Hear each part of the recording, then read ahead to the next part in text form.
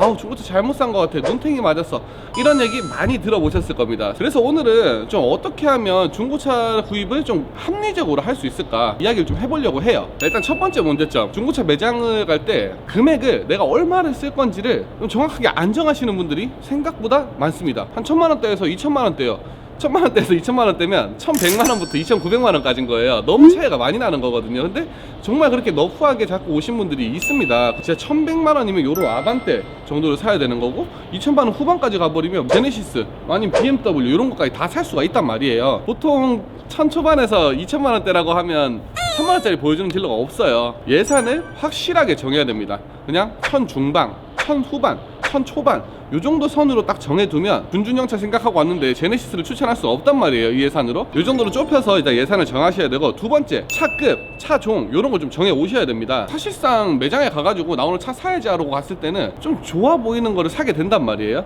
나는 정비비가 많이 안 나왔으면 관리가 좀 편한 이런 차를 원했는데 그런 게 어려운 뭐 크루즈나 말리부 이런 걸 사갈 수도 있는 거고, 준준형 SUV를 사고 싶었는데 갑자기 그냥 아반떼 같은 세단을 사갈 수도 있는 거고, 그렇단 말이죠. 그래서 일단은 중고차 매장에 가기 전에 내 일적으로나 아니면 취미적으로 좀 SUV가 나을지 세단이 나을지 이런 걸 정하고, 지금 내가 유지비를 딱 생각했을 때 어떤 브랜드의 차를 사는 게 나을지 또 좀 생각을 하는 게 좋을 것 같고요. 수익이나 지출 이런 걸 좀 따져봐가지고 유지비는 어떤 게 나을지 그런 것까지 좀 따져보고 구입을 하셔야지 장기적으로 봤을 때 차를 잘 샀다라고 생각을 할 수 있는 것 같아요. 중고차를 사서 가장 많이 후회하는 것들이 뭐냐면, 당장에 이 크루즈가 굉장히 이뻐 보여서 샀어요. 이게 수리할 게 하나 두 개 생기다 보니까 생각보다 정비 비용이 너무 비싸네. 야, 난 이럴 줄 몰랐는데 중고차 잘못 샀네, 이런 소리가 나온단 말이에요. 그래서 차종을 정확하게 좀 정하고 오는 게 좋은 겁니다.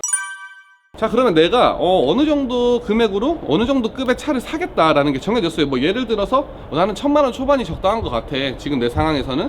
그리고 나는 굳이 SUV까지는 필요가 없는 것 같고 휘발유 차가 좋을 것 같고 그냥 딱 아반떼가 좋을 것 같아 라고 했을 때 중고차 매장에 이제 실제로 차를 보러 갈 거 아닙니까? 보통 아반떼 보러 오는 분이 크루즈도 한번 보고 싶고요, K3도 보고 싶고, 그리고 그 위에 급인 소나타도 한번 같이 보고 싶습니다. 물론 내가 오늘 살 게 아니라 그냥 차를 비교하러 가는 그런 상황이었으면 그렇게 비교를 해봐도 좋아요. 근데 내가 오늘 차를 사러 갔다, 나 아반떼로 정하고 왔어. 그럼 그럴 때는 내가 정해놓은 차종을 여러 대를 같이 비교를 하는 게 좀 더 합리적인 거지. 아반떼 AD로 정했다, 그럼 아반떼 AD를 두 대 세 대 보세요. 그러면 이 차가 저 차에 비해서는 관리가 잘 되었고, 뭐 이 차는 저 차에 비해서 뭐 엔진 소리는 더 좋고, 이런 게 좀 분간이 간단 말이에요. 그래서 매일 차를 보시는 게 아니기 때문에 같은 차종, 같은 엔진인 차를 여러 대를 보시는 게 훨씬 더 판단하기가 쉽습니다. 그리고 또 이제 중고차 사러 오면 항상 강조했던 거, 시운전 해보셔라. 차를 샀는데 결함이 있네?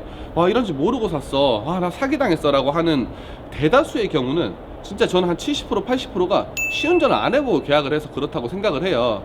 왜냐면 시운전을 해서 뭐 한 50km에서 한 80km까지만 밟아봐도 미션이 이상에 있는지 하체 이상이 있는지 이런 거는 전반적으로 들립니다, 이상이 있으면. 그래서 무조건 시운전을 해봐야 되고, 시운전을 해본다 라고 하면 한 60km 이상 70km 이상 그 정도는 한번 달려보는 게 전반적인 차량 상태 체크에 도움이 됩니다. 차를 구입을 하기로 했어요. 그러면 뭘 하죠? 그렇죠, 계약서를 이제 써야 되거든요. 계약서 양식 안에 사실상 딜러를 보호하는 것들도 많고요, 소비자를 보호하는 것들도 많아요. 뭐 딜러는 이제 명의전을 언제까지 맞춰줘야 한다, 그리고 소비자는 뭐 한 달에 2000km 이내에 보증을 받을 수 있다, 이런 내역들이 다 있거든요. 근데 특약사항을 활용을 하시면 좋을 것 같아요. 이거를 악용하라는 말이 아니라 활용하라는 말입니다. 무리하게 요구하는 건 사실 딜러들이 안 받아주겠죠. 엔진 이런 거 2년 보증해달라, 아니면 긴 기간 동안 이 차에 대한 보증을 해줘라. 사실 그런 거는 딜러의 팔고 싶은 마음을 이용하는 악용에 가깝다라는 생각을 하는데, 좀 활용은 할 수 있다고 생각을 해요. 차에 AS를 받기로 한 게 있어요. 그럼 그런 내역들은 좀 기재를 해서 확실히 문서화해 놓는 게 좋습니다. 뭐 예를 들어 창문이 안 내려갔어요, 그럼 이런 부분은 수선으로 출고하겠습니다, 딜러에게 좀 사인을 받고, 이런 식들의 좀 뭔가 문서화해서 하는 거는 중요하다. 그런 것들은 딜러와 구두상으로만 합의로 끝내지 마시고 계약서에 항상 기록을 하고, 이러면 좀 더 합리적인 구입이 될 거예요. 그리고 중고차 구입하고 나서 여러분들 정비를 안 하는 분들이 있어요. 요즘은 그래도 항상 강조를 많이 해서 뭐 엔진 오일도 좀 갈아주고 미션 오일도 좀 갈아주고 이렇게 하시는데, 가끔 보면 아직까지 엔진 오일을 왜 갈아야 돼요? 갈아놓는 거 아니에요? 아니에요. 갈아놨다고 해도 가세요.